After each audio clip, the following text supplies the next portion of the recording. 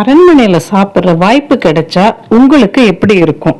எனக்கு அப்படி ஒரு வாய்ப்பு கிடைச்சது. கன்னியாகுமரி மாவட்டத்துல உள்ள பத்மநாபபுரம் அரண்மனைக்கு போயிருந்தப்ப அந்த ஏரியால நல்ல ஹோட்டல் இருக்குமான்னு எனக்கு ஒரு சந்தேகம் இருந்தது. அரண்மனை உள்ளேயே ஒரு கேண்டீன் இருக்குன்னு சொன்னாங்க.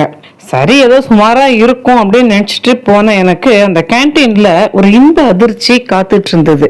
கேரளாவோட பாரம்பரிய உணவுகள் நிறையவே அங்க கிடைச்சது.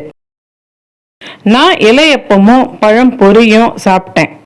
பாசிப்பயிறு, தேங்காய் துருவல், வெல்லம், ஏலக்காய் இது எல்லாத்தையும் சேர்த்து பூர்ணம் செஞ்சு அந்த பூர்ணத்தை அரிசி மாவு உள்ள ஸ்டஃபிங்கா வச்சு வாழை இலையில வேக வச்சு எடுக்கிற ஐட்டம் தான் இலையப்பம்.